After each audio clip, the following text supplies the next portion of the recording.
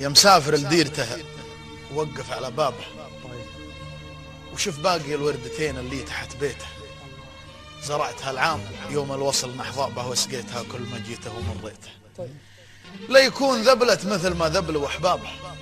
لعام من سطوة الهجران ما سقيته يا ويل حالي على شوفه وترحابه يوم المساء يختصر نفسه اللي جيته.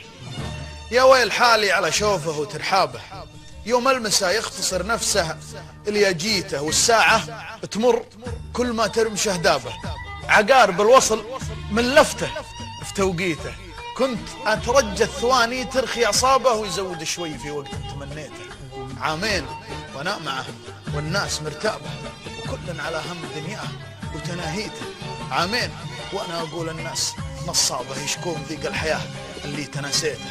وانا معه كنت غير الناس بس بابه ما فيه موال للفرحه ما غنيته. سجيت عن باقي العالم في مرقابه ولا يسمع الا صدى صوتي لناديته. يردد البيت وان جيته تغنى به حتى لو البيت ما هو زين حبيته. كنت بوجوده معي ابكي من غيابه لو يوم مر في حياتي ما تلاقيته. واليوم ما هو حسبي على قرابه قضوا على حب من عامين ربيته. وقلطني الحزن واهداني من ثيابه وقدعت الالام والضيق وتقهويته. يا ليته يوم قفوا به عن احبابه قفوا بصوته قبل لا اموت لوحيته. حنين صوتك زرع في الصدر مخلابه يا ليتك اخطيت في رقمي ما دقيته. جاك المسافر وشال الورد بترابه وحيته بدمع عيني يوم هلته.